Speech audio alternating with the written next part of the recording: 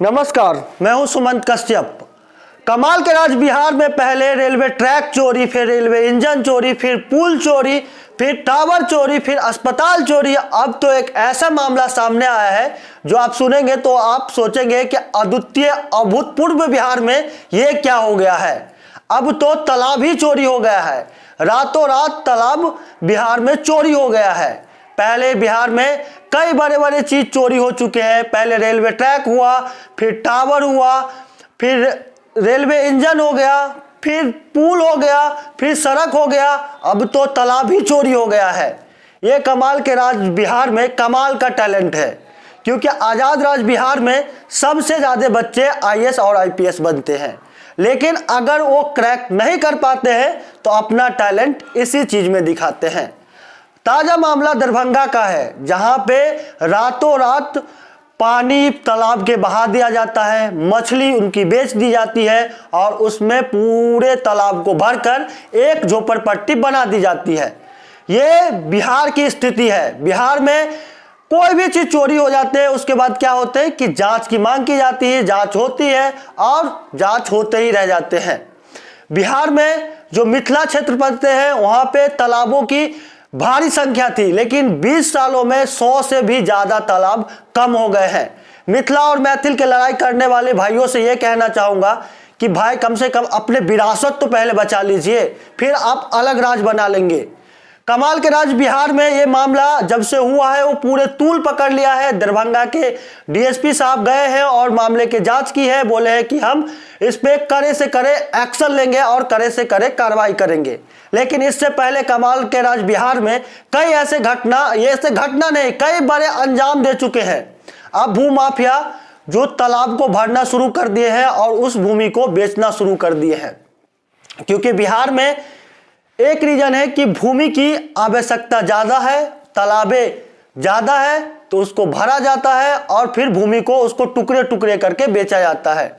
दरभंगा में इससे पहले जो मिथिला के हृदय स्थली कहा जाता है, उस दरभंगा में कई ऐसे पोखरा को भर दिया है। सर्वे जो हुआ है उसमें दिखाया गया है कि 20 सालों में 100 से ज़्यादा पोखरा बिहार के मिथिला क्षेत्र में भर के वहाँ पे बड़े बड़े घर और ये बना दिया गया है। ये कमाल के राज बिहार की स्थिति है और शासन और प्रशासन पूरे तरीके से मौन भरे पड़े हैं। नीतीश कुमार जी, आपके शासनकाल में बिहार में क्या नहीं चोरी हुआ है। सड़क हो, पुल हो, रोड हो, टावर हो, रेल के इंजन हो, तालाब हो, अब क्या चोरी होगा। माफियाओं का खौफ इतना बढ़ गया है कि अब कुछ भी चीज चोरी हो जाते हैं। अब बिहार और बिहारी के जो लड़ाई है वो अस्मिता की लड़ाई आ गई है, क्योंकि पहले जो चोरी होते थे चीज उनको देखने में समझने में टाइम भी लगते थे, लेकिन इतने बड़े तालाब को भर के वहां पे एक झोपड़ी बना दिया गया है और ये मामला काफी तूल पकड़ लिया है।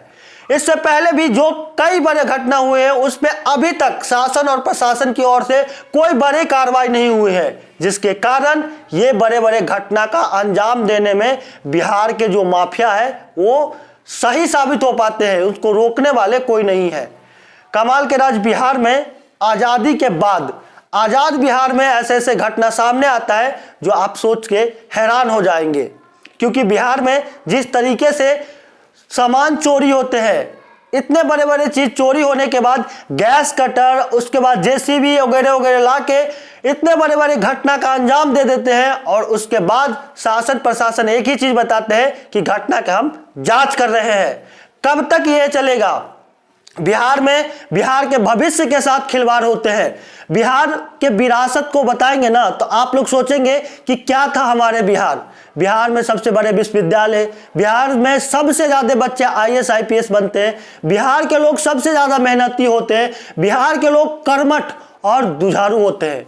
फिर आपके मन में यह सवाल आता होगा ये घटना कैसे होता है, इतने बड़े बड़े घटना का अंजाम कैसे दे पाते हैं। इसका एक ही रीजन है कि वहाँ के लोकल नेता, वहाँ के जो प्रशासन है उनकी मिली भगत होते हैं और माफियाओं इस घटना को आराम से अंजाम दे देते हैं। उसके बाद शासन प्रशासन आते हैं, बोलते हैं घटना का जांच करेंगे, आगे की कार्रवाई होगी, तब तक मामला एक तरफ से ठंडे पड़ जाते हैं और बिहार के लोग अपने कान में तेल देके दूसरे राज्य में पलायन करने के लिए अपने उतावले हैं अपने राज्य की विरासत को बचाने के बदले दूसरे राज्यों में जाके मार खाना और वहां पे काम करना, ये हमारे बिहार और बिहारी के लोग के मन में चलने लगा है। बिहार में कई बड़े विरासतों को नष्ट कर दिया गया है, लेकिन बिहार और बिहार के लोग बोलने के लिए तैयार नहीं है, सरकार से सवाल करने के लिए तैयार नहीं है। अब तो ये जमाना आ गया है कि आप सोशल मीडिया पे लिखिए, सोशल मीडिया पे ट्रेंड होता है और बिहार सरकार की जो सोई हुई सरकार है उनकी नींद जगेगी, नींद खुलेगी, तब इन पे कार्रवाई होगी। एक घटना थोड़े हुए हैं नीतीश जी, आपके राज्य में कई बड़े घटना हो चुके हैं और अब भी एक भी घटना का कोई बड़ा लेवल पे कुछ होता तो फिर माफियाओं का मनोबल टूटता और माफियाओं इतने बड़े काम करने से पहले 10 बार सोचते।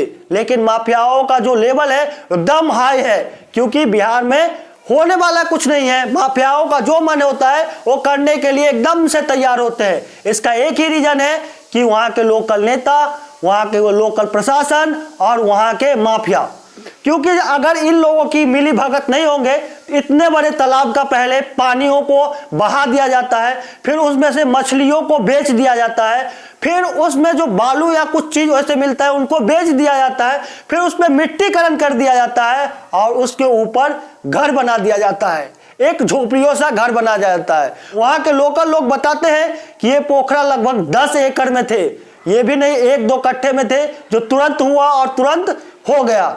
ये बिहार के दरभंगा की घटना है, ये घटना दिल झकझोर देने वाली घटना है।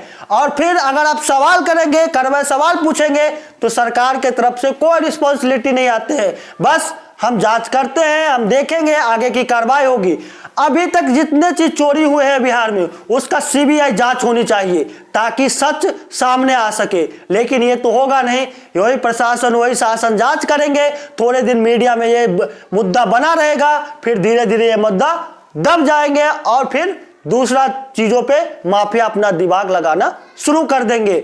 मिथिला क्षेत्र के लोगों से आग्रह करेंगे कि आपके विरासत को किस तरीके से ढका जा रहा है ये आप देखिए, आप लोग आवाज उठाइए।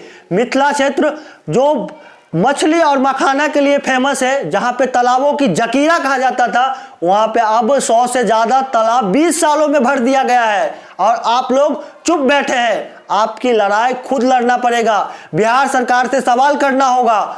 आप लोग क्या सोचते हैं कमेंट बॉक्स में जरूर बताएं। इस वीडियो को ज्यादा से ज्यादा शेयर करें ताकि उन लोगों तक पहुंचे कि बिहार में इतने चोरी होने के बाद भी अभी तक शासन और प्रशासन के द्वारा कोई बड़ी एक्शन नहीं लिया गया है। अभी तक पूरे शासन और प्रशासन मौन है। आप लोग सवाल कीजिए, वीडियो को शेयर कीजिए, सोशल मीडिया के जमाना है, सवाल पूछिए सरकार से, तब जवाब मिलेगी। वीडियो को ज्यादा से ज्यादा शेयर करें। ऐसे ही वीडियो देखने के लिए हमारे चैनल को सब्सक्राइब करें, पेज को लाइक करें। जय हिंद।